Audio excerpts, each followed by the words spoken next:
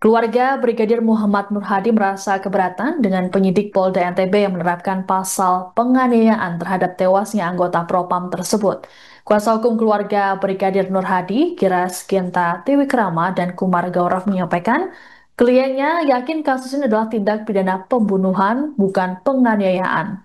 Dalam keterangan pada Minggu 13 Juli, Genta mengatakan pihak keluarga kini membutuhkan pendampingan hukum karena perkara yang makin rumit dan belum menemui kejelasan mengenai pelaku utama serta motif. Setidaknya ada 4 poin penting dalam pernyataan yang disampaikan pihak keluarga Nur Hadi. Pertama adalah soal keberatan sekaligus kekecewaan atas konstruksi hukum yang diterapkan.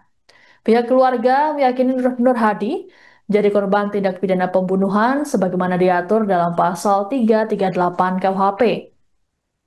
Menurut Genta, penerapan pasal yang lebih ringan tak mencerminkan prinsip kepastian hukum dan keadilan khususnya bagi keluarga yang ditinggalkan. Kedua, keyakinan keluarga berdasarkan sejumlah temuan, seperti pesan ancaman dari ponsel Nur Hadi yang dikirimkan seorang tersangka. Keluarga juga menepis kabar yang menyebut Nur Hadi terlibat penyalahgunaan narkoba hingga merayu teman perempuan tersangka seperti yang beredar di media. Ketiga, keluarga juga menyoroti kebijakan penahanan yang menempatkan 3 tersangka dalam satu lokasi tahanan meski berada di sel berbeda. Kondisi tersebut dianggap berpotensi memengaruhi independensi dan objektivitas keterangan yang disampaikan oleh masing-masing tersangka. Terakhir, keluarga menegaskan kepergian Nur Hadi secara tragis menimbulkan dampak psikologi bagi istri dan 2 anak yang ditinggalkannya. Selain itu juga berdampak pada sosial dan ekonomi keluarga korban. Menggali informasi lebih lanjut lagi, lebih mendetail dari pihak keluarga korban supaya tidak ada kesalahan persepsi dalam menyampaikan ke media. Namun pada intinya kami mewakili keluarga selaku kuasa hukum keluarga berharap agar kasus ini dapat terang benderang karena ada beberapa hal yang menjadi kegelisahan pihak keluarga, diantaranya adalah penerapan pasal yang digunakan. Pihak keluarga sangat yakin bahwa ini bukan hanya sekedar penganiayaan yang menyebabkan kematian, tapi ini juga termasuk pembunuhan. Kemudian yang berikutnya adalah kegelisahan keluarga mengenai motif yang sesungguhnya, karena keluarga sangat terganggu sekali dengan pemberitaan yang ada di media yang menyebutkan bahwa almarhum meninggal karena menggoda seorang wanita dan terjadi perselisihan pemukulan di situ. Itu yang menyebabkan keluarga sangat terganggu karena menurut pengakuan keluarga almarhum ini adalah orang yang sangat jauh dari rokok, minuman keras, apalagi narkotika. Keluarga masih ya, punya keyakinan itu. Iya, keluarga punya keyakinan kuat selama ini tidak ada riwayat almarhum melakukan hal-hal yang negatif. Kompolnas mengungkapkan bahwa dalam penyelidikan kasus kematian Brigadir Nur Hadi terbuka peluang penggunaan pasal pembunuhan. Adapun sebelumnya, penyidik Polda NTB menerapkan pasal penganiayaan terhadap 3 tersangka termasuk atasan Nur Hadi. Ketua Harian Kompolnas Arief Wicaksono saat ditemui di Lombok Barat, Nusa Tenggara Barat, Sabtu 12 Juli mengatakan, berkas perkara kasus tewasnya Brigadir Nur Hadi saat ini tengah diteliti Kejaksaan Tinggi NTB. Menurut Arief, jaksa bisa memberikan masukan kepada penyidik untuk menerapkan pasal 338 KUHP tentang pembunuhan yang ancaman hukumannya jauh lebih berat. Lebih lanjut dikatakan olehnya bahwa bisa saja dilakukan penambahan pasal berdasarkan pengembangan hasil penyidikan dan bukti-bukti yang sudah didapatkan selama ini.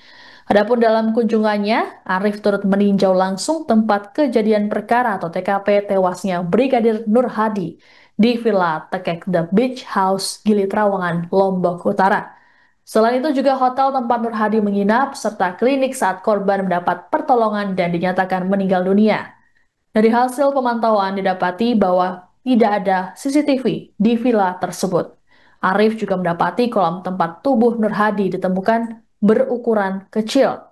Sementara itu saat bertemu dengan istri dan keluarga Nur Hadi di Dusun Lendangri, Desa Sembung, Kecamatan Armada, Lombok Barat, Arief menyampaikan bahwa pertemuan tersebut amanah dari Menko Polhukam, Kapolri, dan Kapolda NTB.